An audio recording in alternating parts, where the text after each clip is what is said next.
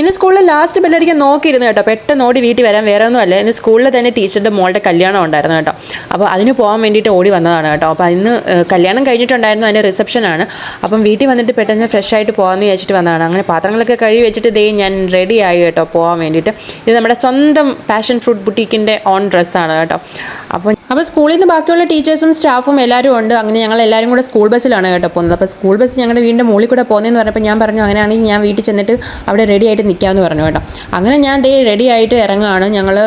ഞങ്ങളുടെ വീടിൻ്റെ മുകളിലത്തെ സ്റ്റോപ്പിലോട്ട് നടക്കണം സ്കൂൾ ബസ്സിൽ. അപ്പോൾ അങ്ങനെ ഞാൻ ഇങ്ങോട്ട് നടക്കുകയാണ് കേട്ടോ.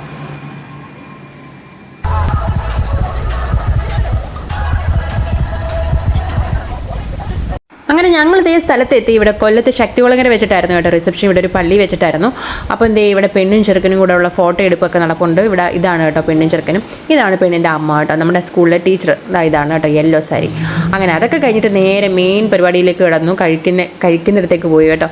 അപ്പം ഞാനൊരു പൊറോട്ടയും കുറച്ച് ബീഫും ചിക്കൻ ഫ്രൈയും പിന്നെ ബീഫ് ചതച്ച് വെച്ചേക്കുന്ന പോലത്തെ എന്തോ ഒരു ഐറ്റം, പിന്നെ കുറച്ച് വെജിറ്റബിൾ സാലഡ്, മുട്ട ഫ്രൈ ഒക്കെ ഉണ്ടായിരുന്നു. അങ്ങനെ അതൊക്കെ എടുത്തു. പിന്നെ കുറച്ച് റൈസും പപ്പടവും ഒക്കെ കൂടെ എടുത്തിട്ടുണ്ട് കേട്ടോ.